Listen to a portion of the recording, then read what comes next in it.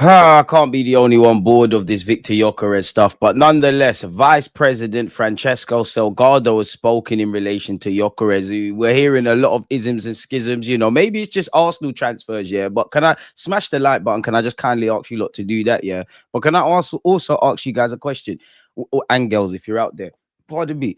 Now, we don't know how the Gyokeres thing is going to pan out, whether he signs for Arsenal or elsewhere. And please comment and let me know, yeah. But we've seen a lot with Gyökeres, from the length of contract, the money is going to be offered, the bid, the different teams as well as Arsenal. Where is it? Why is it better yet? Only our team you're hearing about what his girlfriend and uncle have to say. And I know the vice presidents have to offer their opinions. And obviously, they're the ones that are going to know if he's leaving or not. But why is it like it's like a running documentary? We are Netflix FC, so it's on branding it really. I think we all want a striker. And again, mental numbers, as this says, ATGA in 57 games for Sporting. You can say what you want about the Portuguese league and all of that stuff, and some of it might be valid, but at the end of the day, when you break it down, unless there's something very different in Portugal or Spain or Italy and all the other leagues in comparison to the Premier League, there's 22 players out there, give or take, if the referees don't do something dirty against Arsenal. But there's 22 players out there. The dimensions of the pitch, the size of the goal, they're all the same. If you can score goals here, you can score goals. I know it's not the same, but I'm from North London. And I know it's not technically North London, but if I'm a striker and I can score goals in Hackney Marshes, I must be able to do it in some random park in Enfield or Market Road or whatever. So you get the point. But nonetheless, I digress. We also have heard again in the last 24 hours that we're reportedly submitting or have submitted an offer worth 70 million for Viktor Gyokeres, and we're set to apply intensity in our pursuit of the Sporting Lisbon forward, who apparently at 26 years of age, turning 27, is a priority striker target since the appointment of Andre Berta as our sporting director in March. You did see it felt like instantly when Berta became our sporting director, Gyokeres links. And again, I'm not on the floor at London Coley. I don't know what's said or what not. Again, for all the paper talk and tabloid talk about going for Gyokeres, who knows? This might not have any legs to it. But it feels for me that if you look at Trossard, again, just imagine prior to Berta coming in, right? Imagine, assuming Berta didn't come in, I think Partey leaves on the free. I'm not saying they don't want to keep him or weren't in contract talks, but I think Partey departs. I think we sell Trossard, and I think we go heavily, a lot more heavily, where Benjamin Sesko is concerned, people, as opposed to Gyokeres. Now, with Gyokeres coming, well, with Berta coming in, I think he's changed it because Gyokeres is 26, 27. There's no resale value, keeping Partey, and obviously what I said with Trossard. So we're hearing a lot, if I'm completely honest. We're hearing a lot. The man himself said it's never impossible to say. We never know what will happen in football. Arsenal links, I don't know anything. My focus is on the game. If the links were true, then we'll see in the summer. And then also, again, the sporting director of Sporting Lisbon, Francesco Salgado Zenha, so wavy name in it. You wouldn't want to mess around with him, has spoken and says the club are yet to receive any offers for Viktor Gyokeres. That doesn't mean that Gyokeres' party, Sporting Lisbon and Arsenal or any club are not talking in the background, but in terms of getting to the stage of placing official bids, opening up that communicational channel, we're not there yet. And we're not there for a lot of players. Although you see the movements other clubs are making, again, I wish we would get a move on. We all know he's attracting plenty of interest this summer, including from Arsenal. He scored over 50 goals last season. Man United allegedly had accredited interest, and he's expected to move on. They're getting Cunha. I don't know if they're going to go or still go for Gyokeres, or they believe he's on that. Now, the sporting director or vice president, sorry, I keep saying sporting director, has spoken. He has said 3 more years on his contract. At the moment, there are no offers. He has 3 more years on his contract. I think the answer has been given. Now, if he's got 2 years or 18 months or a year, obviously Gyokeres could begin to start thinking, do I leave for free? Sporting get less money. I'm not going to say his stock is at the highest because I don't know the statistics, but last season, not the one that's just gone, the previous year, 2023, 24. Yeah, 2023, 24. He was still scoring bare goals, and he's done it again, and he'll no doubt do it next year. I definitely hope that's the case if it's at Arsenal Football Club.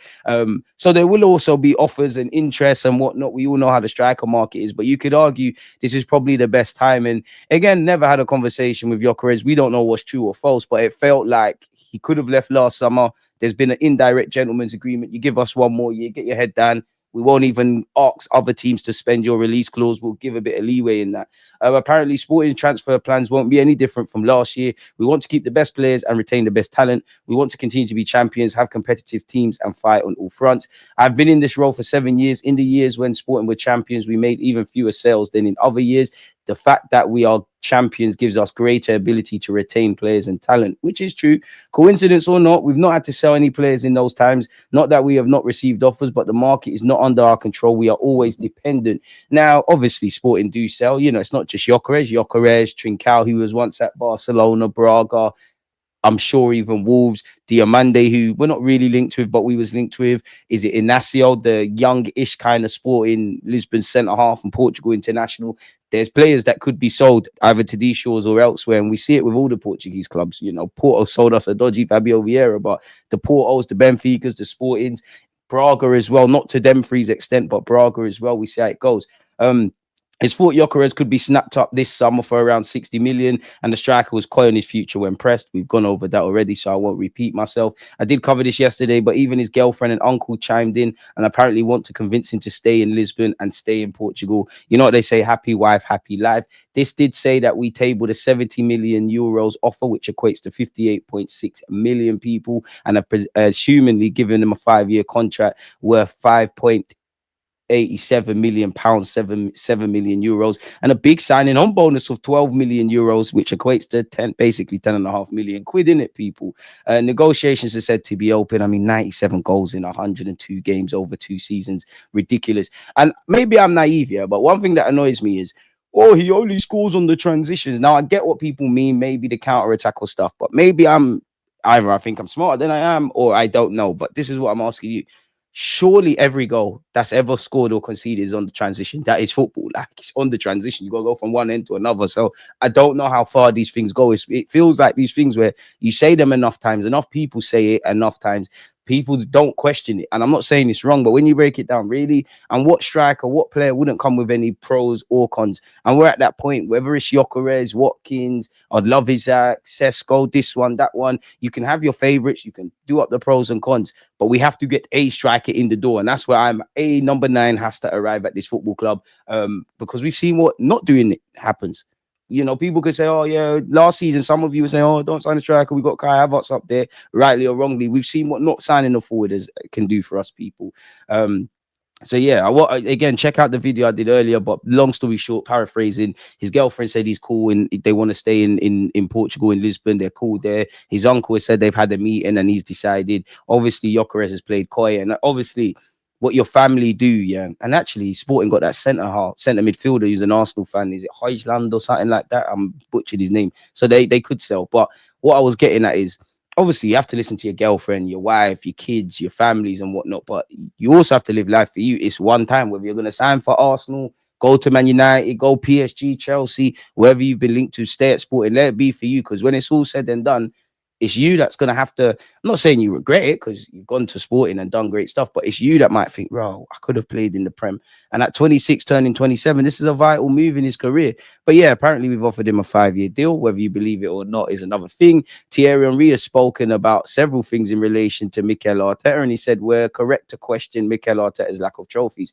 I'm more speaking for the Arteta sexuals. I find it I like Arteta. I think there's a lot of criticisms. I think those that want him out, I think there's some great points they raise up. I think those that overly want him to stay and it's Arteta's way or the highway, I think there's valid points. But I think there needs to be a middle ground. And I think that's what my channel reflects. Personally, I rate Arteta a lot. I don't think you're perfect, but, you know, your tactics, there's plenty of questions, but your tactics, the way you play, the conviction in your ideas, where you've got to help get us to this point, all of those things. And I do share the fact that I do think he's going to, by the time he looks back in his career, he's going to win stuff. He's going to be a good manager. He is already. He's taken a big job. For someone that's been a manager in the Champions League for 2 years, quarterfinals and the semis, that's good. The issue is now for me is I can look at him isolated. You know me, I'm a fan of football first. I got a lot of time, but I'm also an Arsenal fan. When the two interlapped, I don't necessarily care if Arteta wins silverware and things like that, or does whatever in his career. I wish every man and woman in this world the best. But unless it's at my football club and there's parades at my club and we win our first Champions League and end the 20-plus year drought where trophies are concerned in the Premier League, I don't necessarily care. And I think where the more Arteta sexuals and apologists lie, yeah, I think it's a thing where you want to sit at the big boy table but not hold big boys accountable. If you think he's the best manager in the Prem or one of the best in the world, and he coaches all these master classes that we wins, and he's not needed, and he needs this, that, the other, holding to those standards, people.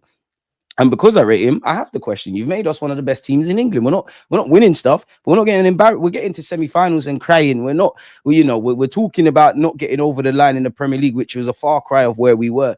We're on the cusp of something. So I think it's fair to say, yo, why are we not getting over the line? That was the only question I had going into this season. That's the one I had last year, and that's still where I'm at. I think he can improve. I think he needs to evolve and stuff. As I said, I think there's many good qualities, but at the end of the day, it's just about getting over the line in whatever. Because other people are winning trophies and we're not. And I feel bloody sorry for the fans and the players specifically. But let's see what our legend has had to say. I understand that at the very beginning for Arteta, you arrive and it's not your team. You need at the very least, 3 or 4 transfers to change everything that you want. True. It takes time, and you have to give a manager time to be able to implement what he wants to do. Now, for the last 3 years, Arsenal have been in a situation where they should have at least brought one cup in or a final. I don't think that's wrong. I think that's facts. And again, the manager, the owner of this football club, the players, they all say it, people. Man United, not that we want to be like them, have played in 5 finals in 5 years, stunk up the place in the one that we needed them to win. The United that everyone laughs at, whereas for Arsenal in the last 3 years of building, they've not reached the final. Now, obviously, there's that grey area. Nobody is going to trade, even though Spurs have won the Europa League, nobody's going to trade the domestic campaign. Spurs have won the trophy. United have won trophies where not been this bad, stunk up the place and all of that. And it's a great saving grace, and it is valid that you still win silverware. But, when it's all said and done with Spurs, if we cut the banter and the rivalry, yeah, they won the Europa League. They're going down in history. It is what it is. But the table doesn't lie. They can't afford to be in that scenario. Let's be real. Postecoglou could still leave, but probably could lose his job if he didn't win the Europa League. I don't think Amorim will, but if you won the Europa League, it looks a lot wavier, especially because you just got in at Man United. Because you lost, there's question marks. So, yeah, my thing is, we're a lot better than a lot of these sides, quote unquote. We're second, not to that's anything to brag about. It's a fair question as to why we haven't or not getting over the line. But football, especially football analysis on social media and actually in the major media houses, it's all black and white, which is jarring. So I do understand when people ask the question, surely you should compete for a trophy. I'm not saying that I'm disappointed with Arsenal, but it's normal that people are raising the question now about what the team is doing, which is true, people. Arteta, let's see what this is. When you look at the injuries for Arsenal and the people that came in, Arteta brought players. You got Sterling when everyone wanted the number 9, and you had time to get a number 9. I'm not the coach. I don't know about the discussions, but everyone has been screaming for a number 9 from when we win. When we beat Madrid, we don't need a 9, apparently. I don't understand the way people change the way they talk. We need a 9 when we're not scoring. Then suddenly we go on a winning run and nobody mentions Arsenal need a proper number 9. Because, football fans are emotional. They live week to week, which is what you should do, but consider the bigger picture. And you can't always run from reality. A lot of the things we're crying about, we knew we needed to do them last summer. We know we need to do them this summer. If nothing changes, people. What else did our legends say? I got time for Henri, man. This isn't an attack, it's a fact. How come Arsenal have so many hamstring injuries? We all played, and it's usually on how you train. For the last 3 years, go and check how many hamstring injuries Arsenal have got, and it's gotten worse. So surely there's something to work on there, which I think, without being a physio, I think that's a valid claim. This is a season of reflection for everyone.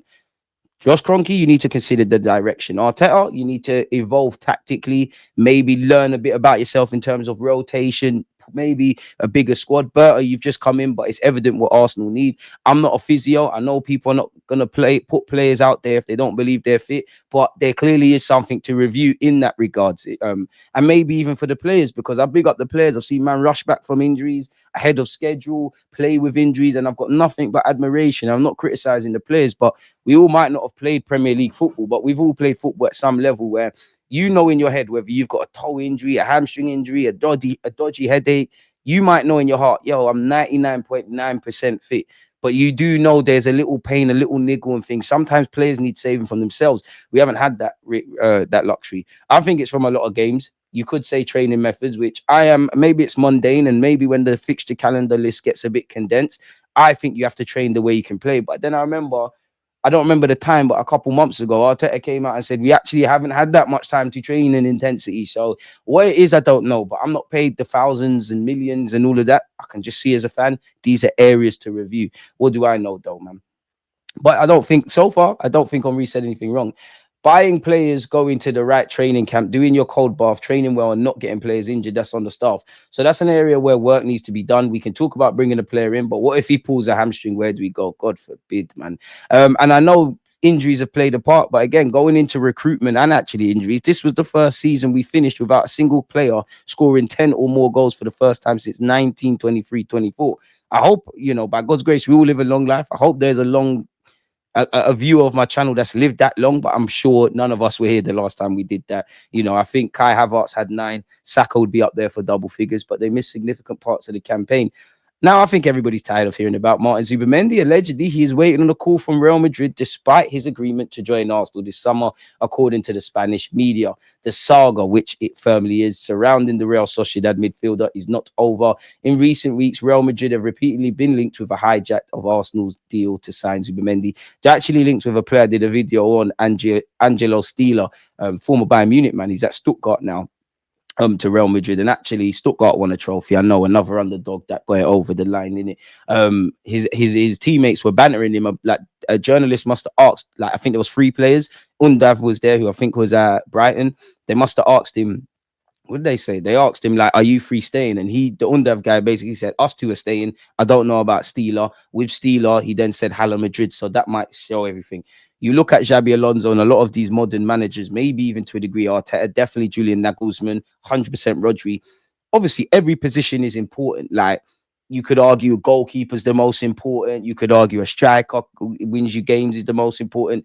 And I'm not saying these lot don't, but where you break it down, yeah, this for the new age managers, it seems like the number 6 position is their favorite. That's their quarterback of sorts, if you equate it to NFL. So it makes sense why Xabi Alonso probably needs one. And on top of that, with apparently Real Madrid want more Spanish players with how good Zubimendi is, with Xabi Alonso working with him at Sociedad, it makes sense. Again, I always say on the best of days, until players are holding shirts, I don't believe anything. And where Zubimendi is concerned, I'm sure you could ask Arsenal, Real Madrid, Bayern Munich, Liverpool fans.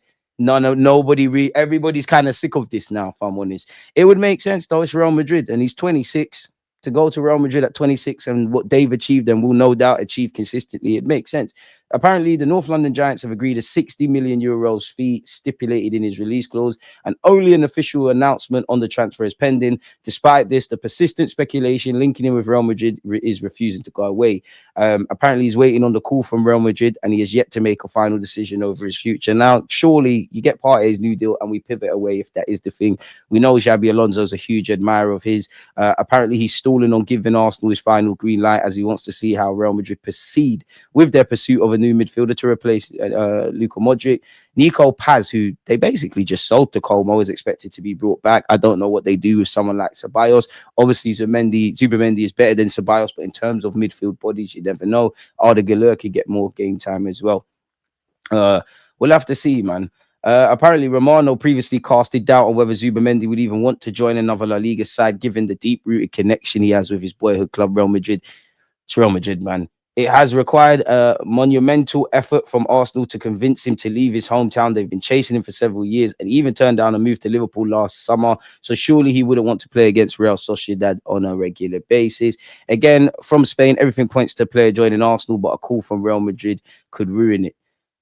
Everything points to the player heading to Mikel Arteta's Arsenal. It is said everything could change with a call from Real Madrid. If Real Madrid goes all out for him, the Spanish international will go to the Spanish capital, although everything points to London and Arsenal. So we'll have to see. I won't read that to you because I've read that already. We have been linked with Julian Alvarez, people. I would love him at the club for a variety of reasons that I've discussed in previous vids. Make sure you're hitting the like button, subscribing, and checking out the content. I'm not going to keep going over that, but we're primarily linked with Gyokeres and obviously Sesko, Julian Alvarez, and Ollie Watkins, and a random name is also thrown into the mix from time to time, people. We have been linked with Wolfmade of Stuttgart, who could be decent based on the research I've done for the squad, not necessarily that talismanic figure. He finished the season with 8 goals in his final 14 appearances. Apparently, he will command a fee of up to 60 million euros. Some go as to say 40 odd to 45 to 50 odd million. He's 23, stands at 6'6". You know that's right up Arteta Street. Sesko previously said, spoke on his future. Apparently, Arsenal are believed to be in concrete talks for his signature. People, he has said this club or the club has given me a lot and continues to give me a lot every day. It's a great club to develop at. I want to play for a club that suits me, that brings out the best in me. That's the most important thing, people. I'm currently a Leipzig player, so I'm taking it day by day. If a transfer happens, and if it doesn't, then it doesn't. He's still got 4 years left on his contract, people. With Leipzig not getting into the Champions League, that might add fuel to the fire of him departing. Apparently, Lokonga has spoken, people. There are rumors he's actually signed a new deal, people. Taking out a 1 year extension and then looking to sell him. But let's see what he has said. Apparently, the Belgian agent has already met with new Arsenal director Berta, and the club have taken up the option to extend his contract by a year so that it runs until next summer.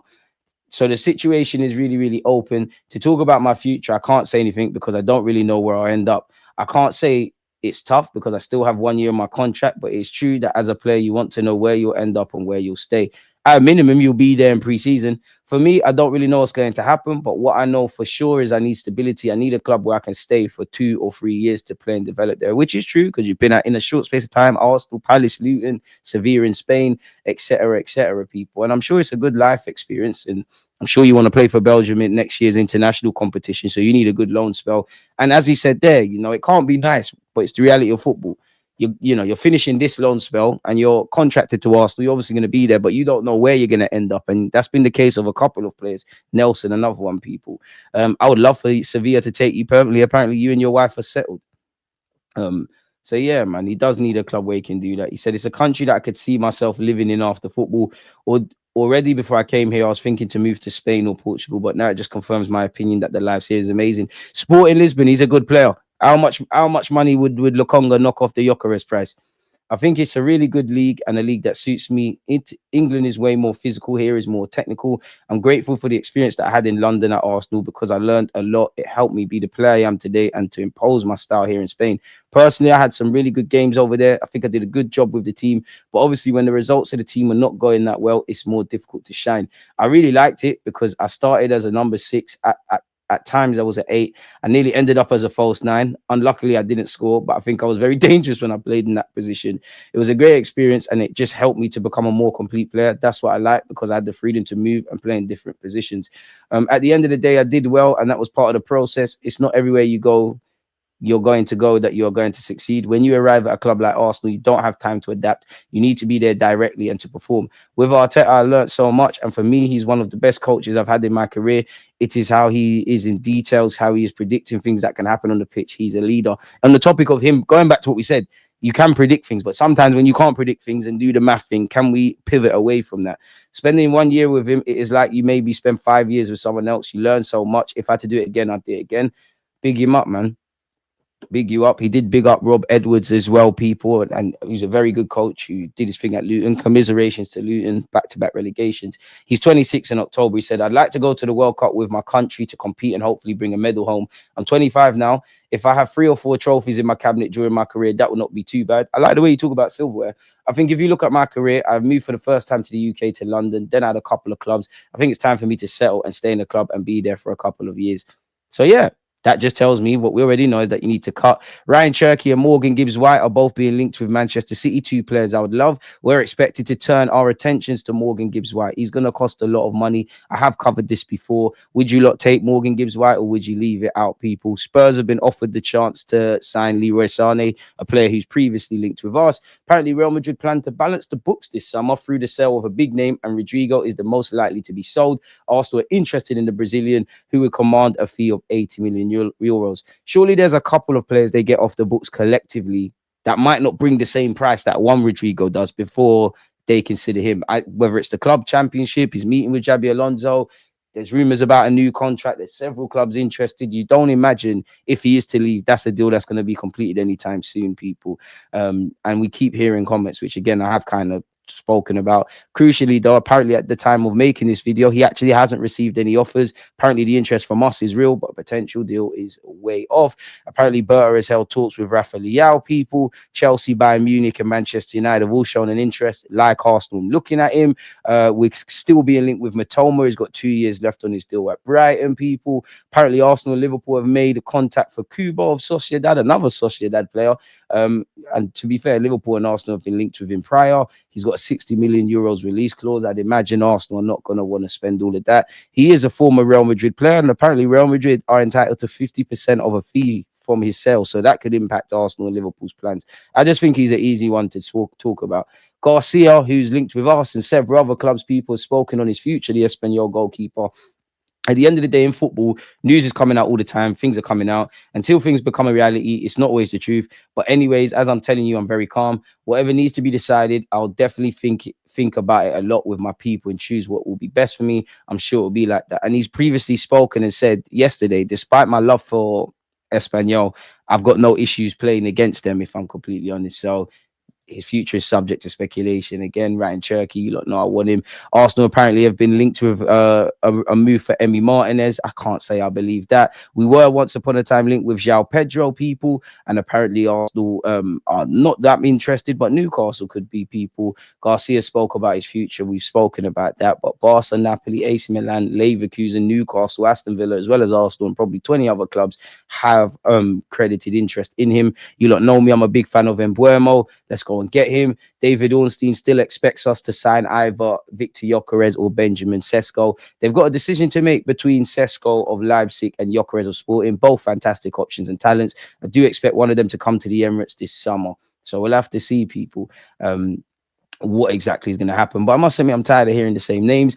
According to the Daily Mail, United are leading the race to sign Southampton's Harley Emsdale-James, who could arrive in Manchester for just $1 million in compensation. Apparently, Arsenal, Chelsea, and Spurs have all been tracking the 16-year-old's progress, who is a centre-back, and he's played twice for Southampton's under-18s. We have been linked with Jacob Ramsey. It's easy to link us with Aston Villa players. Morgan Rogers, apologies, who I would love, Jacob Ramsey, and every now and again we're linked with Ollie Watkins. I feel like I'm missing something else out, people, in relation to Benjamin Sesko. Again, apparently Arsenal have exercised the option to extend Albert Sambi Lokonga's contract by an additional year, people. So that probably just gives us a bit of wiggle room to maybe get a fee. In Berta, we trust. That's the Sesko stuff we want. Allegedly, Arsenal were left slightly shaken when Sesko signed a new contract at Leipzig last summer. The Gunners were confident they had laid the groundwork to get the deal over the line. One thing's for sure, we need to show an ability to get things over the line. And whether it's we want Gyokeres, we want Sesko, we want this one, we want that one, and they say no, we have an ability to pivot. We tried. Market opportunities, no quality out there. It's gone now. You need to get things done. First,